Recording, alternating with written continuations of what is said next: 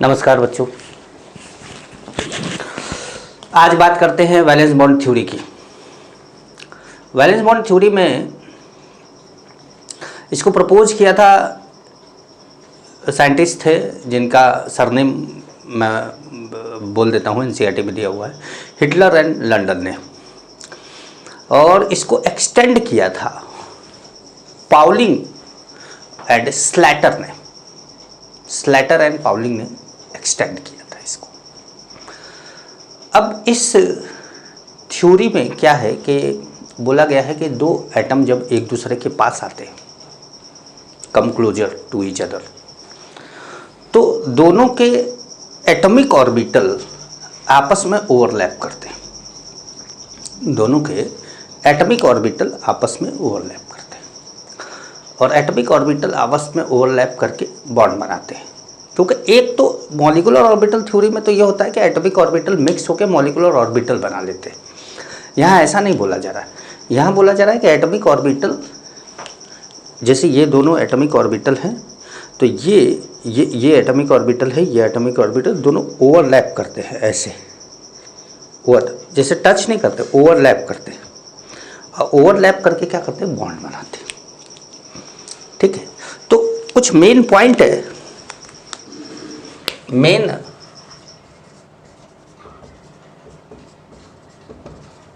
Points of VBT. Main points of VBT, first point लिखिएगा, to form covalent bond. मैं बोलता हूं, आप लिखते जाइएगा। To form covalent bond, atomic orbital of two atoms, दोनों सेम एटम हो सकते हैं, दोनों अलग अलग एटम भी हो सकते हैं, two atoms must come sufficiently close to each other such that they start overlap। दो एटम एक दूसरे के पास आते हैं ताकि उनके एटॉमिक ऑर्बिटल एक दूसरे से क्या हो सके, ओवरलैप हो सके। ऑर्बिटल इन्वॉल्व इन ओवरलैपिंग, दूसरा point, orbital involve in overlapping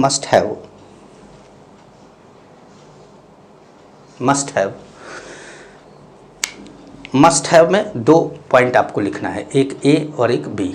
ठीक है, ए लिखिएगा, हाफ फिल्ड ऑर्बिटल कैसा होना चाहिए, हाफ फिल्ड। एंड बी लिखिएगा विद अपोजिट स्पिन।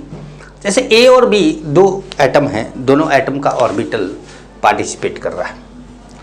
मान लीजिए कि इनका एक ऑर्बिटल है, पी ऑर्बिटल है, इसके पास इलेक्ट्रॉन ऐसे है, तो दूसरे वाले का भी जो पी ऑर्बिटल है उसका इलेक्ट्रॉन नीचे की तरफ दिखना चाहिए, अनपेयर्ड होना चाहिए दोनों ऑर्बिटल। और तो अब ऐसे क्या होगा कि जब ये ओवरलैप करेंगे तो ये कुछ इस तरीके से हो जाएगा, कुछ इस तरीके से हो जाएगा। मतलब क्या होना चाहिए कि ओवरलैप करेंगे, हाफ फिल्ड होना चाहिए।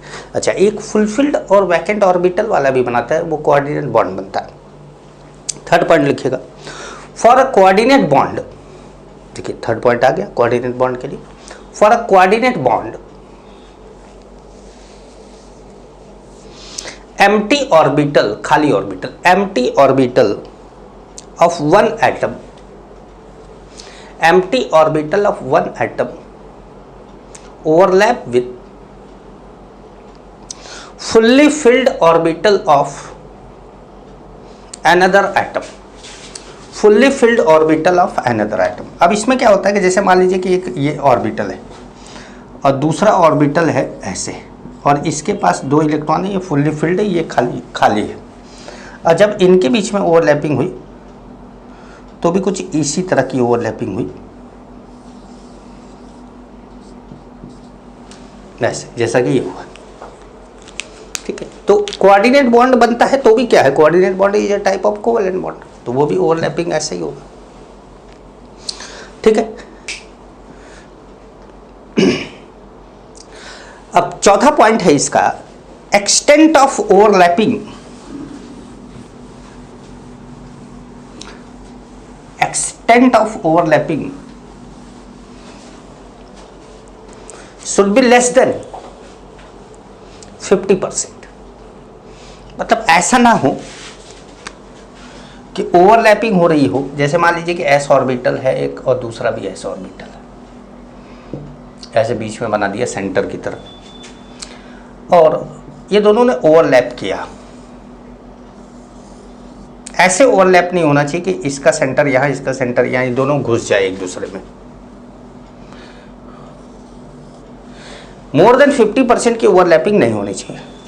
ओवरलैपिंग हो वो कुछ ऐसी हो।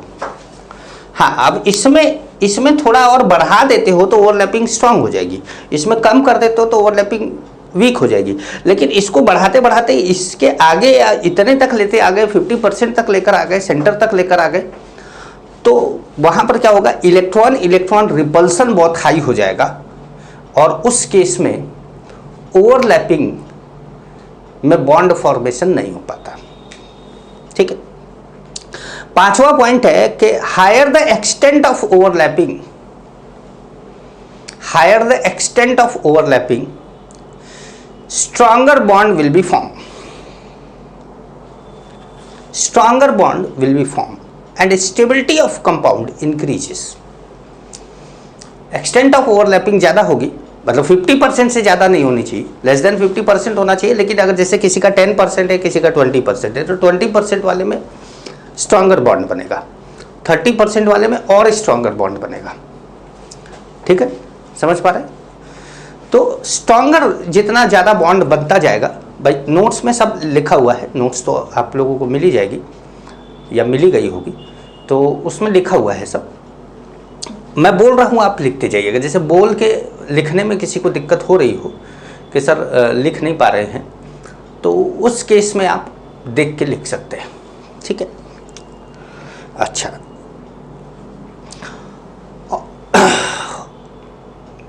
नेक्स्ट पॉइंट लिखेगा, there are two types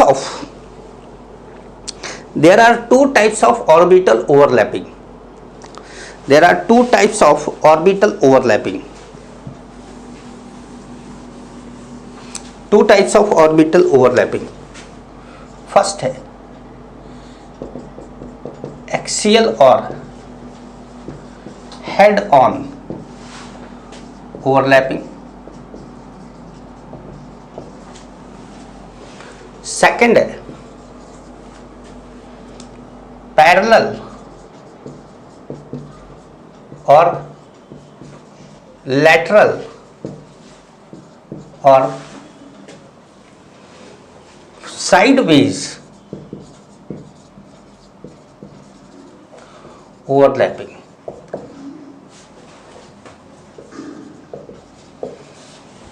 axial overlapping, बस दोनों ओवरलैपिंग के बारे में अभी बात करेंगे, अभी केवल नाम बताया है आपको। एक्सियल ओवरलैपिंग, जिसको हम हेड ऑन ओवरलैपिंग बोलते हैं, ये देखिए, अगर ये दो ऑर्बिटल है तो ये दोनों एक एक्सिस पे आ रहे हैं, तो ये एक्सियल ओवरलैपिंग हो गया, हेड ऑन ओवरलैपिंग। और अगर ऐसे ओवरलैप होते ऐसे, तो ये पैरेलल है, ये लैटरल है, और ये क्या है, साइडवेज ओवरलैपिंग है। एक्सियल ओवरलैपिंग से सिग्मा बॉन्ड बनता है, लैटरल ओवरलैपिंग से पाई बॉन्ड बनता है, लेकिन इसकी चर्चा बाद में करते हैं। पहले अगला पॉइंट लिखिए, lobes of overlapping, LOBES, lobes of overlapping, lobes of overlapping orbital should have same sign, SIGN sign, same sign होना चाहिए, should have same sign, because if same sign lobes are overlap, then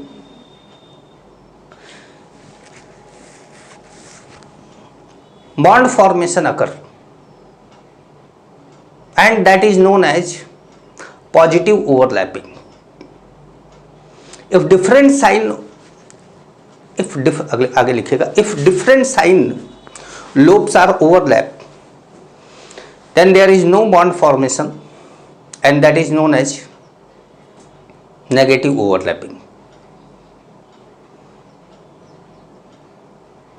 Negative overlapping, ठीक है. There are also a type of overlapping which is known as zero overlapping. Zero overlapping अब कैसे होता है ये देखिए. जैसे जो आपने वेव देखा होगा, वेव देखा होगा, तो ऐसे पॉजिटिव नेगेटिव ये. तो अगर हम साई की बात करें ना, साई क्या है, ऑर्बिटल को रिप्रेजेंट करता है. तो यहाँ पर अगर आप साई श्रोडिंगर वेव इक्वेशन से आप इसको उठाएं तो कोई भी ऑर्बिटल जो होता है उसमें पॉजिटिव और एक नेगेटिव ऐसे बनाया जाता है. जैसे यहाँ पर भी अगर ये देखा जाए तो ये जैसे ये पॉजिटिव बना दिया, नेगेटिव बना दिया. अब नेगेटिव कहाँ है, ये यहाँ ये सब पूरा नेगेटिव बना दिया, बीच में क्या है, पॉजिटिव बना दी. तो दो चीज़ें हो गई एस ऑर्बिटल के लिए, ठीक है. जैसे पी ऑर्बिटल के लिए दो लोब है, एस ऑर्बिटल के लिए लोब तो बनता नहीं है, तो इसलिए पॉजिटिव नेगेटिव उसी में बना दिया जाता है, इसमें दो लोब. अब जैसे पॉजिटिव का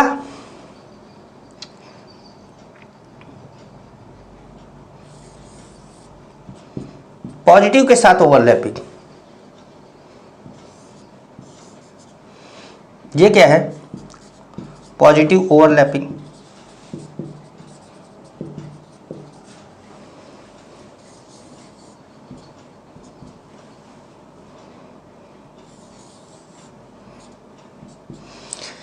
नेगेटिव का नेगेटिव के साथ ओवरलैपिंग भी क्या बोला जाएगा, पॉजिटिव ओवरलैपिंग.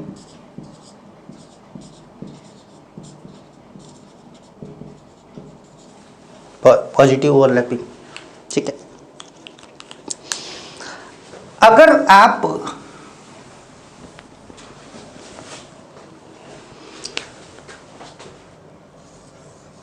पॉजिटिव को नेगेटिव के साथ ओवरलैप करा देते तो इसको बोलते हैं नेगेटिव ओवरलैपिंग.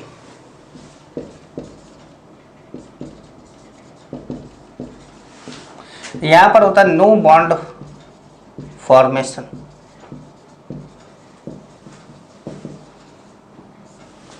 और यहां पर अगर आप दोनों की बात करें तो बॉन्ड फॉर्मेशन टेक्स प्लेस.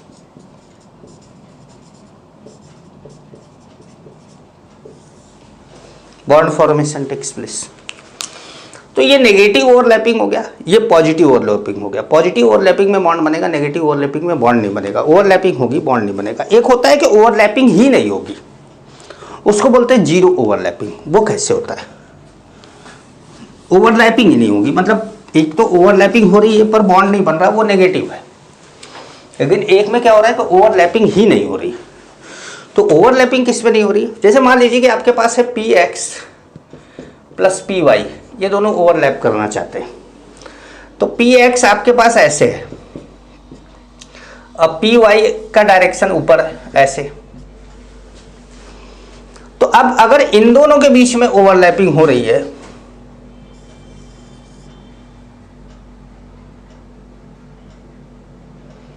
इस तरह की कोई ओवरलैपिंग हो रही है,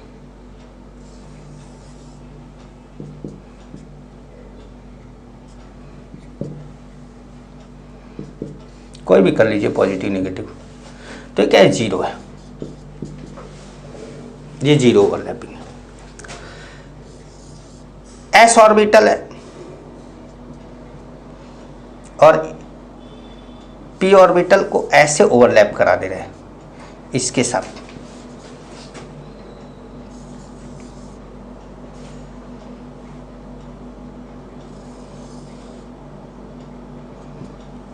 तो ये भी क्या है, जीरो ओवरलैपिंग है. समझ गए, मतलब दो अलग अलग एक्सिस वाले पी ऑर्बिटल को ओवरलैप करा दिया तो भी जीरो ओवरलैपिंग है. एस और पी को आमने सामने ना ओवरलैप कराकर ऐसे पी को पैरेलली रख दिया इसके सामने तो भी जीरो ओवरलैपिंग है। तो ये सब क्या है, जीरो ओवरलैपिंग है। यहाँ पर कोई ओवरलैपिंग हो ही नहीं रही है, हम दिखा रहे हैं खाली पेन से, यहाँ पे एक्चुअल में कोई तरह की ओवरलैपिंग हो ही नहीं रही है। तो इसको बोला जाता है जीरो ओवरलैपिंग या नो ओवरलैपिंग। जीरो ओवरलैपिंग बोलिए या नो ओवरलैपिंग बोलिए, ठीक है। अच्छा, अगला पॉइंट देखिएगा, more closer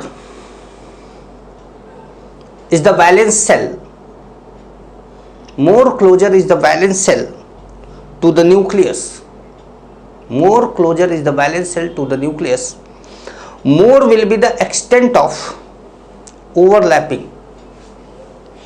more will be the extent of overlapping and more stronger bond will be formed। इसका मतलब क्या है, वैलेंस सेल न्यूक्लियस के नजदीक है, मतलब एटम छोटा है। वैलेंस सेल अगर न्यूक्लियस के नजदीक है तो इसका मतलब एटम छोटा है। जैसे मान लीजिए कि फर्स्ट सेल ही वैलेंस सेल है, जैसे हाइड्रोजन, तो एटम छोटा है। मान लीजिए कि सेकंड सेल वैलेंस सेल है, जैसे फ्लोरीन, तो एटम क्या हो गया, थोड़ा बड़ा हो गया। मान लीजिए कि थर्ड सेल वैलेंस सेल है, जैसे क्लोरीन, तो एटम थोड़ा और बड़ा हो गया। फोर्थ सेल वैलेंस सेल है Br, एटम थोड़ा और बड़ा हो गया। तो एटम जब बड़ा होता जा रहा है तो वैलेंस सेल दूर होता जा रहा है, न्यूक्लियस से दूर होता जा रहा है, और न्यूक्लियस से जितना दूर होता जाएगा ओवरलैपिंग उतनी कम होती जाएगी, और एटम मतलब वैलेंस सेल न्यूक्लियस से जितना नजदीक होगा ओवरलैपिंग उतनी ही क्या होगी, अच्छी होगी, ठीक है। तो अगर हम सेल की बात करें, वैलेंस सेल,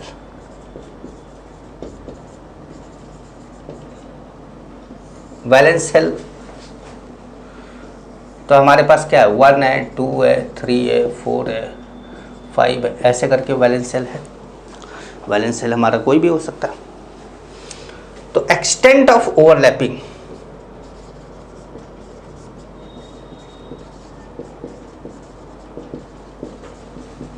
सबसे अच्छा कौन है, 1 का है। मतलब पहला सेल और पहला सेल, दो एटम, दोनों एटम का पहला सेल ओवरलैप कर रहा है, तो बहुत स्ट्रांग है। 1 2 है तो थोड़ा वीक है, 1 3 है तो थोड़ा और वीक है, 1 4 है तो थोड़ा और वीक है, 1 5 है तो। अब जैसे एग्जाम्पल, जैसे HH bond, HF bond, HCl bond, HBr bond, HI bond. तो ये HH बॉन्ड कौन है, 1 1 है। HF कौन है, 1 2 है। HCl 1 3 है। HBr 1 4 है। HI 1 5 है। तो ये एक्सटेंट ऑफ ओवरलैपिंग है, और जितना ज़्यादा एक्सटेंट ऑफ ओवरलैपिंग होगी उतना ही स्ट्रांग क्या होगा, बॉन्ड बनेगा।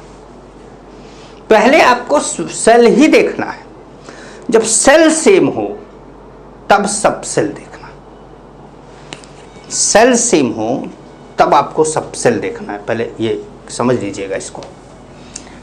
तो दोनों में बड़ा कंफ्यूजन होता है आपको। फॉर सेम सेल, अब आपका सेल सेम हो गया, वैलेंस सेल्स क्या हो गया, सेम हो गया। For same shell, extent of overlapping सबसे ज्यादा होगा PP का, देन SP का, देन SS का। लेकिन ये तब होगा जब सेम सेल होगा। अगर डिफरेंट सेल है तो पहले जो छोटा सेल होगा उसकी बात करेंगे, और जब सेम सेल होगा तो फिर उसके अंदर SPDFG जितने भी ऑर्बिटल होंगे उसकी बात करते रहेंगे। मेरा हमारा यही ऑर्बिटल होता है, इसीलिए हम इसकी बात कर रहे हैं, बहुत डिटेल में नहीं जा रहे हैं। समझ पा रहे हैं? ठीक है भाई। अब देखिए अगला पॉइंट आपको लिखना है कि S orbital overlapping s orbital overlapping is always axial overlapping. S orbital overlapping is always axial overlapping, that is due to its non-directional nature. देखिए, केवल वैसे तो बोला जाता है कि ऑर्बिटल के पास डायरेक्शनल नेचर होता है, एस के पास नहीं है, लेकिन पी के पास है, P X P Y P Z, D के पास है, डी के कई orbital, D X square D Y D X square Y square D Z square D X Y D Y D X Z. F के पास है F X cube, F Y cube, F Z cube, मतलब F के सातों orbital के नाम आप atomic structure में पढ़े होंगे। तो वो सभी जितने भी ऑर्बिटल होते हैं सबका क्या होता है, डायरेक्शनल नेचर होता है। लेकिन एक एक्सेप्शन भी है, एस ऑर्बिटल का डायरेक्शनल नेचर नहीं होता है। तो जब एस ऑर्बिटल से ही ओवरलैपिंग करता है, एस ऑर्बिटल से ही ओवरलैपिंग करता है, तो एक सिग्मा बॉन्ड बन जाता है, एक्सियल ओवरलैपिंग हो जाती है।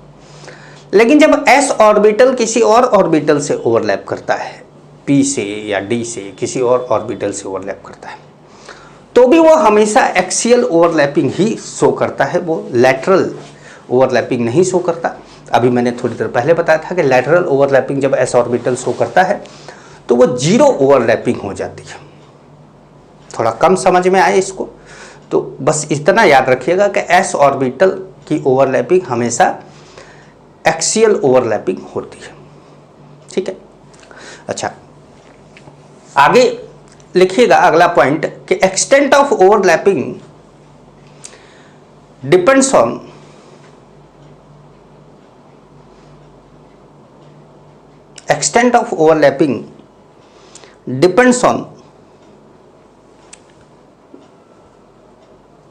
दो चीजों पे डिपेंड करता है। ए लिखिएगा टाइप ऑफ ऑर्बिटल, किस तरह का ऑर्बिटल ओवरलैप कर रहा है,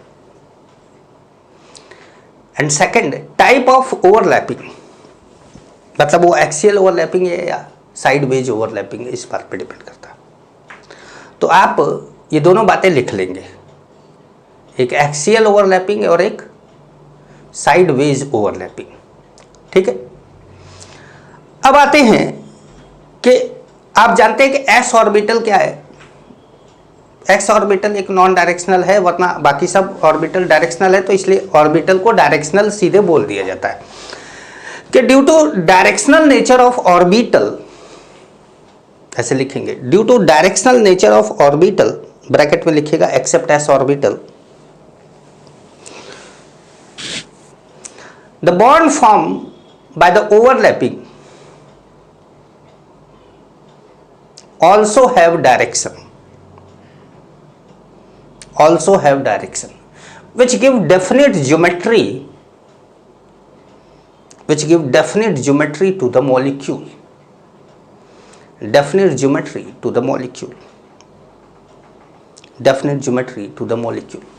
ठीक है। अब बात करते हैं टाइप्स ऑफ ओवरलैपिंग की। यहां से मेन आपका टॉपिक स्टार्ट होता है। दो चीजें यहां पर अभी तक आपको याद करनी थी, वो क्या था, एक्सटेंट ऑफ ओवरलैपिंग के दो पॉइंट। पहला कि सेल आपको देखना है, छोटा सेल, और जब सेल सेम हो तो ऑर्बिटल जब देखना है तो फिर पहले पी, फिर एस फिर एस। बस दो चीजें अभी तक याद करनी थी, बाकी सब भूमिका बनाने के लिए लिखाया गया है पूरा, ठीक है। अब बात करते हैं टाइप्स ऑफ ओवरलैपिंग की, और इसमें हेडिंग डाल लीजिएगा टाइप्स ऑफ ओवरलैपिंग, और इसमें पहला फर्स्ट होगा axial overlapping.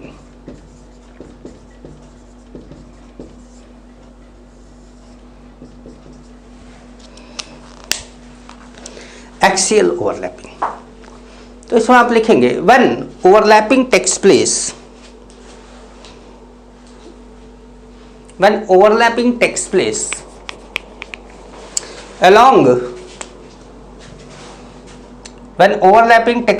along INA internuclear axis,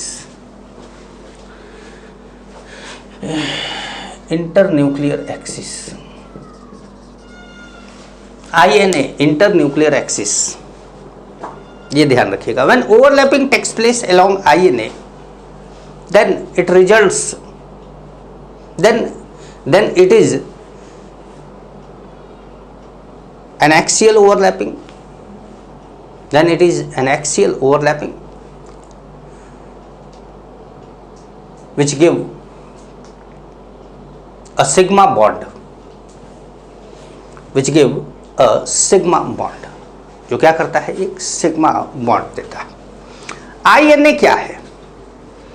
internuclear axis है. ठीक है. अकॉर्डिंग टू NCERT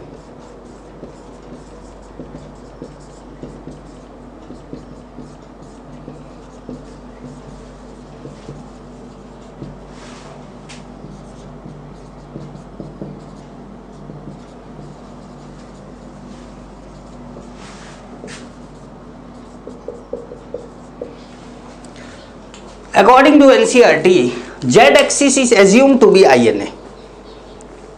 NCERT के हिसाब से Z एक्सिस क्या है, INA माना गया है. बाकी आप कुछ भी मान सकते हैं, जैसे कि अगर आप जेडी ली की बुक पढ़ते हैं तो उसके अंदर X एक्सिस INA माना गया है. तो जब आप दोनों किताबों को अलग अलग पढ़ते हैं तो दोनों किताबों में कहीं आपको एक कॉन्सेप्ट में डिफरेंस समझ में आता है.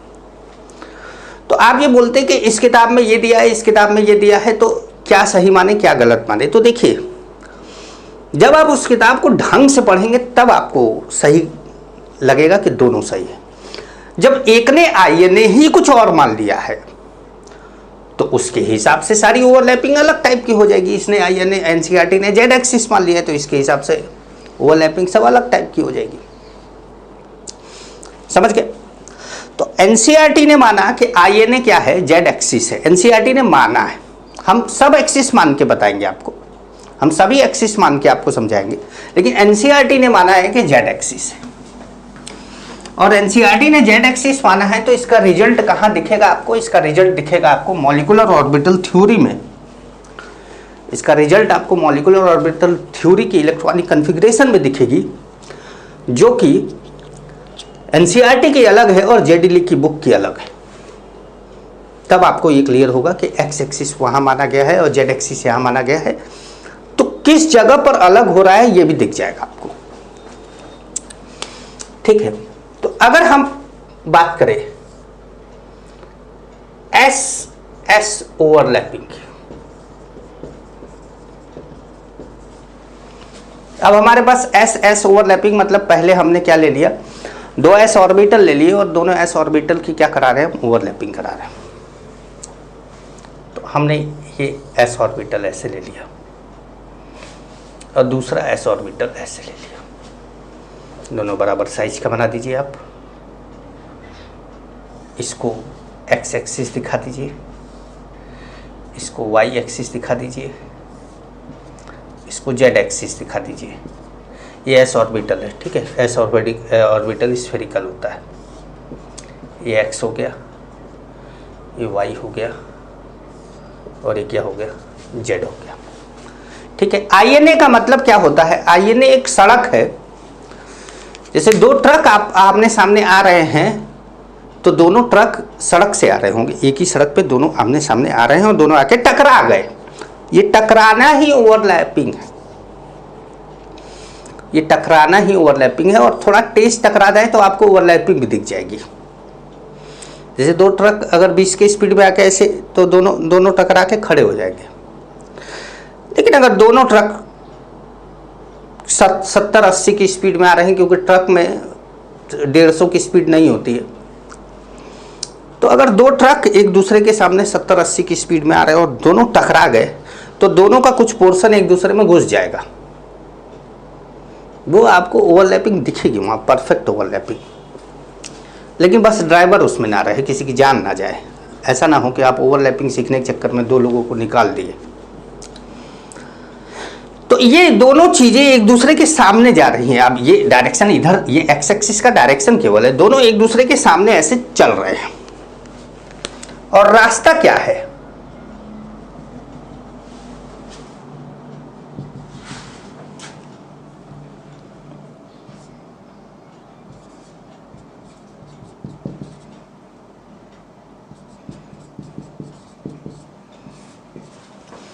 रास्ता है एक्स एक्सिस, एक्स एक्सिस पे दोनों चल रहे हैं। ऐसा भी नहीं होगा कि ये आगे चल रहा है ये पीछे चल रहा है, पीछा कर रहा हो तो ओवरलैपिंग नहीं होगा। दोनों एक दूसरे के सामने आने चाहिए, आमने सामने, कोलिजन होना चाहिए। कोलिजन में ही बॉन्ड फॉर्मेशन होता है। ये आगे चल के आप केमिकल काइनेटिक्स में पढ़ेंगे। जब कोलिजन होता है तो बॉन्ड फॉर्मेशन होता है, पीछे से धक्का नहीं मारना है, आमने सामने लड़ना है, पूरा कोलिजन होगा। तो ये इधर जा रहा था, ये इधर जा रहा था, आमने सामने टकराए, इसका कुछ पोर्शन इसमें, इसका कुछ पोर्शन इसमें घुस गया और हो गया ये ओवरलैपिंग।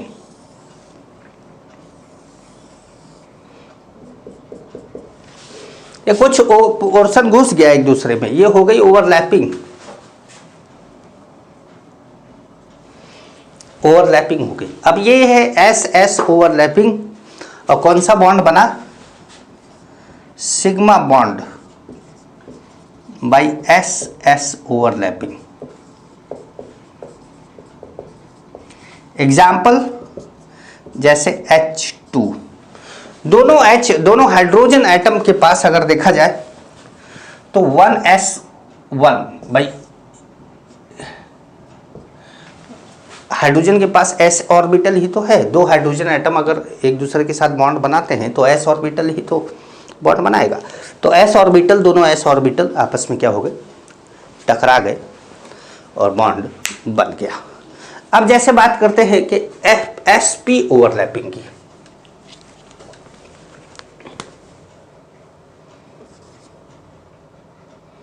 अब B लिखा था कि सेकंड लिखा था भूल गया, चलो B लिख देते हैं।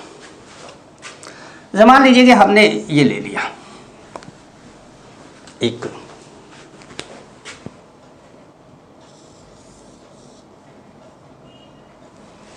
ये ले लिया, हमारा px है, ये हमारा क्या है? px है। px का मतलब इसके जो लोब है वो x एक्सिस पर है और INA क्या है? x एक्सिस है। तो INA x एक्सिस है तो ये ओवरलैपिंग हुई। कैसे हुई? ये s ऑर्बिटल और ये ऐसे, ये ओवरलैपिंग हो गया। अब आपको लगेगा सर ओवरलैपिंग तो कम दिख रहा है, आप तो बोले थे s और p की ओवरलैपिंग ज़्यादा होती है। अरे तो बनाने के लिए कम दिख रहा है, एक्चुअल में जो ये स्ट्रक्चर बनता है वो कुछ इस तरह का बनता है। जो ये डंबल है वो कुछ इस तरह का है, ये डंबल इस तरह का है, ये डंबल ऐसा बनता है, ऐसा डंबल बनता नहीं है, एक्चुअली में ऐसा बनता है, पर हम लोग ऐसा दिखाएंगे तो आपको लगेगा दो सर्कल को सर ने जोड़ दिया है, इसीलिए ऐसा नहीं दिखाते। अब जैसे ये ऐसे कुछ होता है, कुछ इस तरह का, ठीक है। तो यहाँ पर थोड़ा ऐसे दिखा देते हैं वापस अपने स्टाइल में।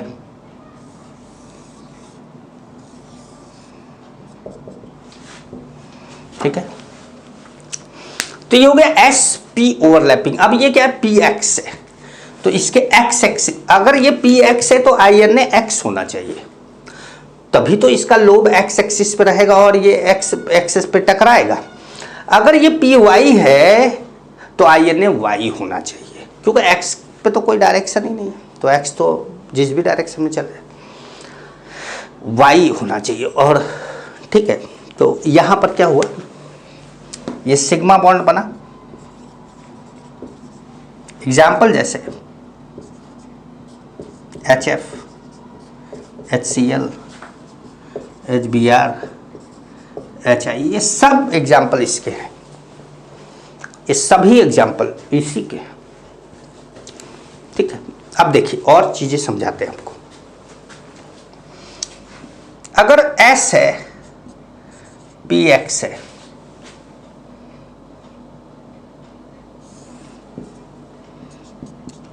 INA Y एक्सिस है, तो क्या होगा? No overlapping.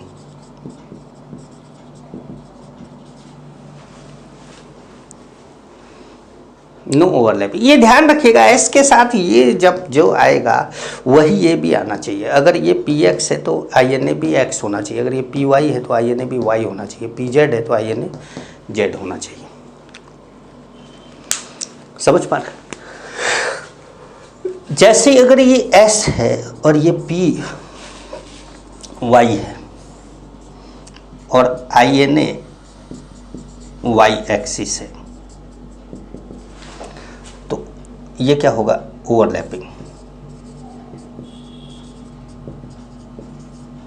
यहां ओवरलैपिंग होगा, ये सब नोट्स में नहीं दिया हुआ है, ध्यान रखिएगा, ये सब आपको बनाना पड़ेगा। एस पी एक्स मतलब पी वाई और वाई, देखो वाई वाई, ये इसके लिए, इस वाली ओवरलैपिंग के लिए ध्यान रखिएगा, ये चीज़ होनी चाहिए, ठीक है? तो ओवरलैपिंग होगी, ओवरलैपिंग होगी। लेकिन अगर यहाँ जो है वो यहाँ नहीं है तो ओवरलैपिंग नहीं होगी। अब जैसे यहाँ जेड है तो यहाँ भी जेड होना चाहिए, यहाँ वाई है तो यहाँ वाई होना चाहिए, यहाँ एक्स है तो यहाँ एक्स होना चाहिए। अगर यहाँ एक्स है यहाँ वाई है, या यहाँ एक्स है यहाँ जेड है, तो ओवरलैपिंग नहीं होगा। समझ पा रहे हैं? मीनिंग समझा देते हैं हमको, मीनिंग समझा देते हैं। मीनिंग कैसे समझाएं, देखिए, आइए देखते हैं, क्लियर कर लेते हैं, पूरा क्लियर कर लेते हैं। देखिए ध्यान समझिएगा, ये एक्स है, ये वाई है और ये जेड है, ठीक है? ये तीन एक्सिस मैंने बना दी। वैसे तो हमारा ये जेड होना ही नहीं चाहिए, जेड बाहर होना चाहिए, बाहर या अंदर, लेकिन हम इस बोर्ड पे तो ऐसे ही बना सकते हैं, ठीक है? अब देखिए ध्यान से समझिएगा, हम मान लेते हैं कि आई एन ए क्या है? वाई एक्सिस है। आई एन ए क्या है? वाई एक्सिस है। तो ये एक लाइन है, डैश डैश डैश करके दिखा दिया, ये क्या है? आई एन ए, ये I N A. S orbital हमने बना दिया। एस ऑर्बिटल में तो कोई डायरेक्शन की समस्या ही नहीं, उसका तो किधर भी एक्स वाई जेड ले लो, उसका तो किधर भी एक्स वाई जेड ले लो। आई एन ए हमारा वाई एक्सिस है, तो अगर I N A Y axis है और आपने इस पे एक्स ले लिया, आई एन ए क्या है? एक्स एक्सिस मान लेते हैं भाई, इधर की तरफ ले जा रहे हैं ना, ये ले गए तो I N A X axis मान लिया, और ये ऊपर की तरफ हो गया तो ये क्या हो गया? पी वाई हो गया। अब देखिए ओवरलैप करा के देखिए इनको, तो ये जब ओवरलैप करेंगे तो कुछ इस तरह का करेंगे, जिसको बताया था जीरो ओवरलैपिंग। समझ गए? तो ये ओवरलैप नहीं कर रहा। अच्छा, अब अगर मान लीजिए कि यही पी वाई ना होकर, ये सब बना लीजिएगा, ये नहीं कि मैंने मिटा दिया आप भी मिटा दे, ये पी जेड होता। अब ये अंदर बाहर है ऐसे, और ये गोला सीधे इस पे जाके ऐसे टकरा रहा है, जेड ऐसे है और ये गोला ऐसे जाके टकरा ऐसे, तो भी ओवरलैपिंग नहीं हो रही है, बीच में टकरा रहा, तो ओवरलैपिंग नहीं हो रही है। मतलब ये भी ओवरलैपिंग नहीं है, और अगर आपको लगे कि सर बीच में जरूरी है टकरा जाए, ऐसे टकरा जाए, तो ये भी ओवरलैपिंग नहीं है, क्योंकि एस जो है एक्सियल ओवरलैपिंग करता है, और एक्सियल के लिए हेड ऑन चाहिए, और हेड ऑन हेड इसका ये है, तो इधर से एस आना चाहिए, तो ये ओवरलैपिंग भी नहीं है, क्योंकि आई एन ए आपने एक्स लिया। लेकिन इसी जगह पर जब आप आई एन ए एक्स लिए हैं और यहीं पर आप एक्स ले लेते हैं, इसी को एक्स ले लेते हैं, तो लोब एक्स के डायरेक्शन में चला जाएगा, एक्स के डायरेक्शन में लोब चला जाएगा, तो अब ओवरलैपिंग हो जाएगी। अब जो ओवरलैपिंग होगी,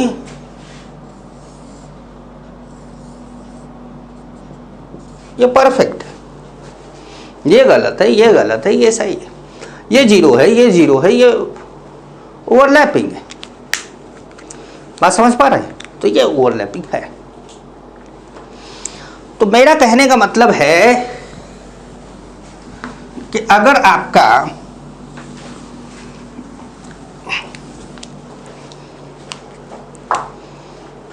ये एस है, ये पी एक्स है,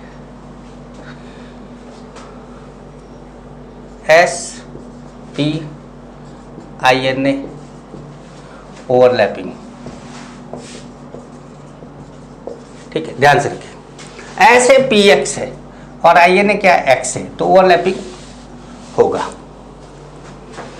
S है PY है, ये Y है, ओवरलैपिंग होगा। S है PZ है, ये Z है, ओवरलैपिंग होगा। S है PX है, ये Y है, ओवरलैपिंग नहीं होगा। S है PX है, ये Z है, ओवरलैपिंग नहीं होगा।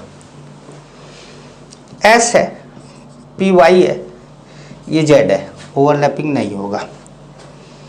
S है PY है, ये X है, ओवरलैपिंग नहीं होगा।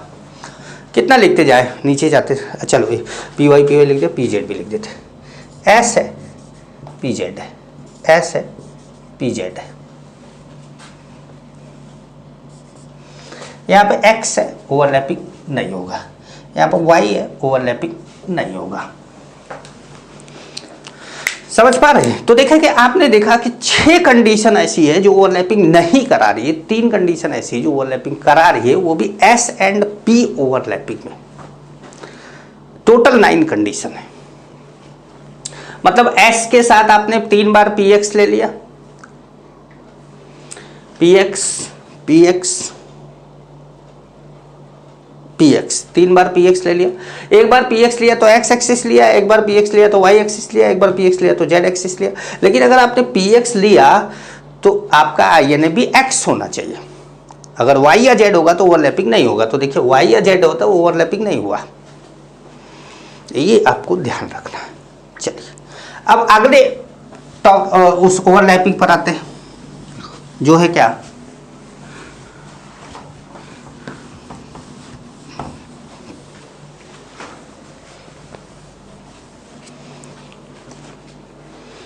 C जो हमारा है वो है P ओवरलैपिंग।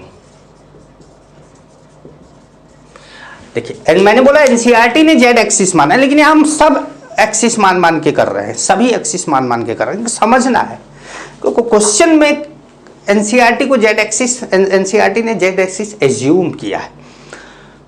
एनसीईआरटी क्वेश्चन बनाते समय वाई एक्सिस भी एज्यूम कर सकता है, क्योंकि एनसीईआरटी के एग्जाम्पलर में ये क्वेश्चन दिया हुआ है कि उसने वाई एक्सिस एज्यूम किया है।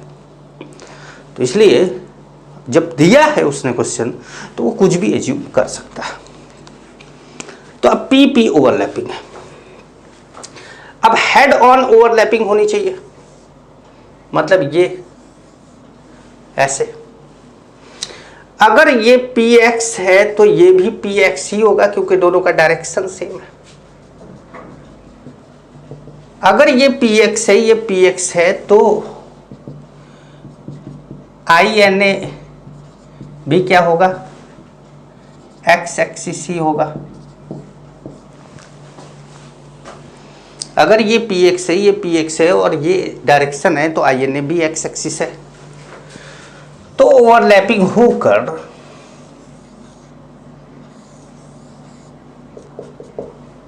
यहां पर सिग्मा बॉन्ड बनेगा।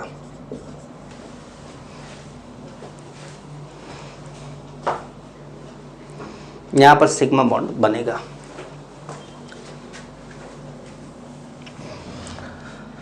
तो सिग्मा बॉन्ड बनेगा। अब जैसे एग्जाम्पल इसका F2Cl2 Br2 I2, तो ये क्या हुआ, ये सिग्मा बॉन्ड बन रहा है। एक p ऑर्बिटल दूसरे p ऑर्बिटल से ओवरलैप कर रहा है। जैसे एग्जाम्पल बताने को F1s2 2s2 2p5, तो वैलेंस सेल जो होगा वो कौन है, सेकंड वाला है। और आपको बोला गया कि एक ऑर्बिटल दूसरे ऑर्बिटल से ओवरलैप करेगा तो दोनों के पास एक एक अनपेयर्ड इलेक्ट्रॉन, तो एक F ये, तो ऐसा ही दूसरा F भी आएगा दोनों। अब जैसे इस F में ये इलेक्ट्रॉन ऊपर की डायरेक्शन में है, तो दूसरे वाले F में ये इलेक्ट्रॉन नीचे की डायरेक्शन में होगा, दोनों ओवरलैप कर जाएंगे। ये ओवरलैप कर गए। ठीक है, अब हमको नहीं पता कि ये P X P Y P Z तीनों में से ये वाला क्या है। ये एक्स भी हो सकता है, ये वाई भी हो सकता है, ये जेड भी हो सकता है। तो अगर हम इसको पी वाई ले लें, पी वाई ले लें, इसको भी पी वाई ले लें, तो आई एन ए भी क्या लेना पड़ेगा, पी वाई लेना पड़ेगा। तो अगर हम पी एक्स लेते हैं, पी वाई लेते हैं, पी एक्स पी वाई, तो क्या होगा, no overlapping.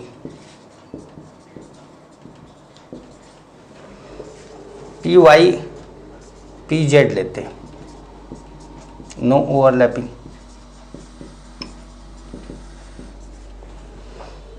P X P Z लेते हैं, नो ओवरलैपिंग। कोई ओवरलैपिंग नहीं। ठीक है, अब अगर आप पी एक्स लेते हैं और आई एन ए वाई कर देते हैं, पी एक्स लेते हैं और आई एन ए वाई कर देते हैं, तो सिग्मा बॉन्ड की फॉर्मेशन नहीं हो सकती। अगर पी एक्स लेते हैं और आई एन ए वाई कर देते हैं तो सिग्मा बॉन्ड की फॉर्मेशन नहीं होगी। पी वाई लेते हैं, आई एन ए एक्स कर देते हैं तो सिग्मा बॉन्ड की फॉर्मेशन नहीं होगी। सिग्मा बॉन्ड की फॉर्मेशन के लिए जो आपने पी ऑर्बिटल लिया है वही आई एन ए भी होना चाहिए। लेकिन पाई बॉन्ड की फॉर्मेशन हो सकती है, तो पाई बॉन्ड की फॉर्मेशन हो सकती है, लेटरल ओवरलैपिंग हो सकती है अगर पी एक्स ये है और वो पी वाई हो। तो इसीलिए मैं यहाँ पर वो वाला कॉन्सेप्ट नहीं घुसा रहा हूँ, क्योंकि अभी आपको मैंने पाई बॉन्ड लेटरल ओवरलैपिंग नहीं बताया, तो इसलिए मैं इतना लिख रहा हूँ खाली। आपके मन में क्वेश्चन आ रहा होगा, पर आपको लग रहा होगा कि सर छुपा ले जा रहे हैं। छुपा नहीं रहे, अभी बता नहीं रहे।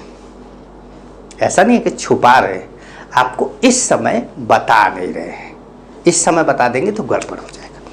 तो अभी आपको अब बताते हैं क्या, लैटरल ओवरलैपिंग। अब आपको बताते हैं lateral overlapping.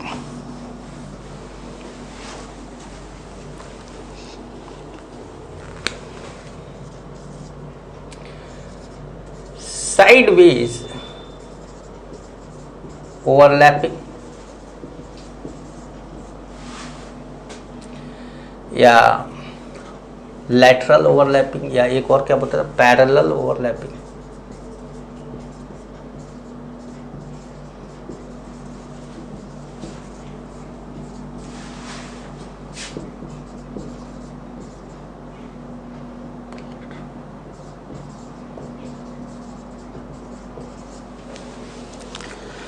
Sideways overlapping, parallel overlapping. ठीक है, तो अब ये ओवरलैपिंग में क्या होगा, जैसे अभी तक तो ये वो था कि overlapping takes place along I N A. Axial के लिए तो क्या था, overlapping takes place along I N A. इसमें क्या होगा, overlapping takes place above and below I N A. Overlapping takes place above and below, तो इसमें लिख लीजिएगा कि when overlapping takes place,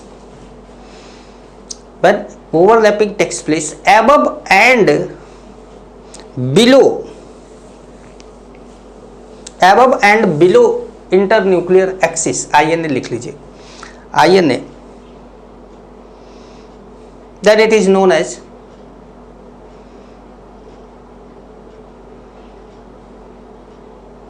sideways overlapping, then it is known as sideways overlapping. And due to this overlapping,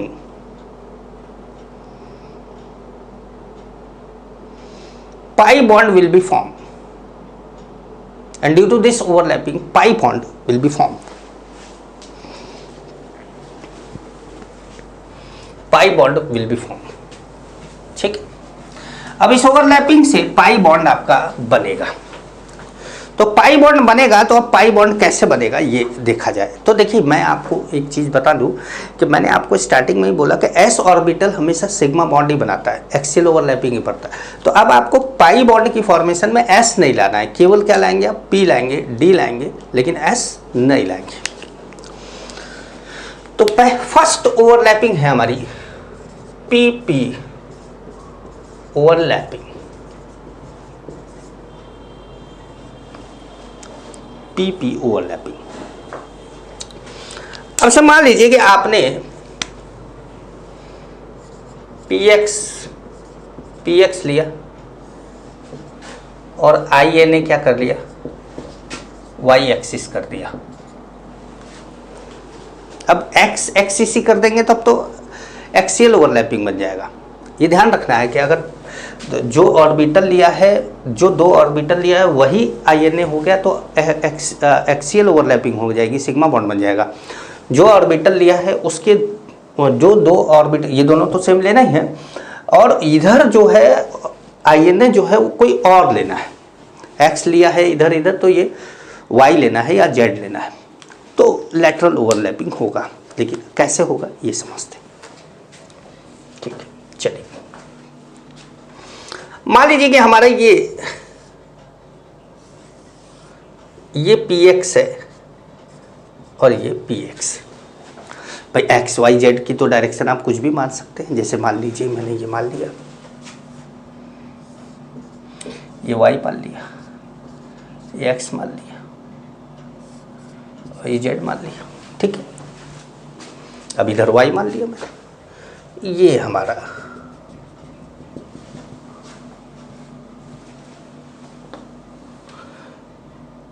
INA है, y axis, ठीक है। INA y axis, ये INA वो रास्ता होता है जिस पर कि दोनों ऑर्बिटल चलते हैं। तो ये और ये ऑर्बिटल इसी रास्ते पर ऐसे, ये और ये ऑर्बिटल इसी रास्ते पर ऐसे चल रहे हैं, इसी रास्ते पर ऐसे, इसी रास्ते पर ऐसे चल रहे हैं, इसी रास्ते पर ऐसे चलते हुए टकराएंगे। अब ये टकराएंगे तो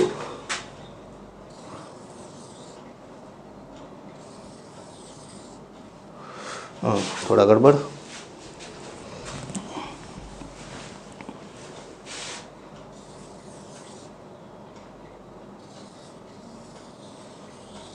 चलिए ठीक, ये ओवरलैपिंग हो गया। आप देखिए INA है, ये INA है। अब देखिए INA के ऊपर ओवरलैपिंग हुआ है यहाँ, और INA के नीचे ओवरलैपिंग हुआ है यहाँ, मतलब above and below INA overlapping होगा तो उसको हम लैटरल ओवरलैपिंग बोलेंगे, अबव एंड बिलो INA, ठीक है। अब ये भी ध्यान रखिएगा कि extent of sideways overlapping is lower than axial overlapping. Extent of sideways overlapping is lower than, ये नोट करके कहीं लिख लेंगे कि extent of sideways overlapping is lower than, extent of sideways overlapping is lower than axial overlapping. That's why pi bond is weaker then sigma bond. That's why pi bond is weaker then sigma bond. यही कारण है कि pi bond weaker होता है sigma bond के, extent of overlapping, ठीक है। तो अब जैसे ये जो बन गया ना, तो इसको एक और तरीका है दिखाने का, ऐसे भी दिखाते हैं।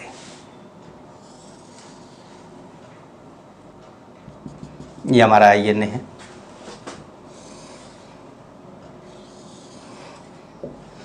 ये ऐसे भी दिखाते हैं।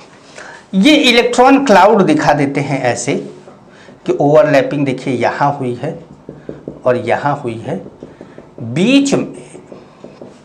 बीच में इलेक्ट्रॉन नहीं है। ओवरलैपिंग जहाँ हुई है यहाँ इलेक्ट्रॉन क्लाउड है, यहाँ इलेक्ट्रॉन क्लाउड है, बीच में इलेक्ट्रॉन नहीं है, बीच में इलेक्ट्रॉन नहीं है। अब इसको हम पी पाई बॉन्ड बोलते हैं। आप सिंपल पाई बॉन्ड बोल दीजिए, लेकिन किसकी वजह से पाई बॉन्ड बना है पी की वजह से बनाए तो पी पाई, इसको भी पी पाई बोल दीजिए, मतलब दोनों को दिखाने का तरीका अलग है, थोड़ा समझाने का तरीका अलग है, समझ पाए। तो ये जैसे वाई एक्सिस ले लिया, यहां पर अगर आप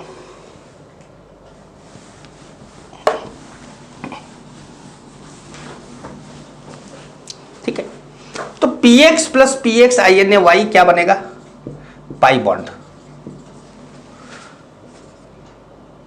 py प्लस py या px ही ले लेते हैं, px INA z हो गया, तो भी क्या बन गया, पाई बॉन्ड बन गया। लेकिन अगर आपने px प्लस px लिया और INA x एक्सिस ले लिया, तो सिग्मा बॉन्ड बन गया।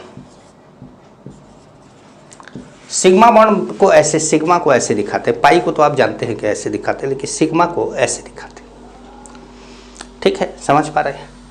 तो ये PP ओवरलैपिंग था, PP ओवरलैपिंग।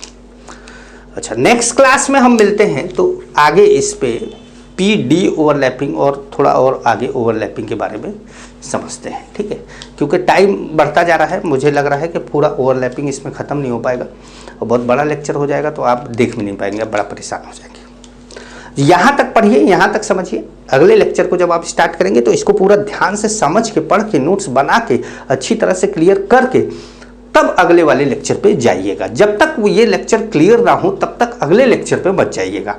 ऐसा नहीं हो कि कभी क्लियर ही ना हो, ये तो क्लियर करके अगले लेक्चर पे चले जाइएगा, ठीक है। चलिए, तो फिर मुझे तो तुरंत लेक्चर अगला बनाना भी है, तो तब तक के लिए नमस्कार।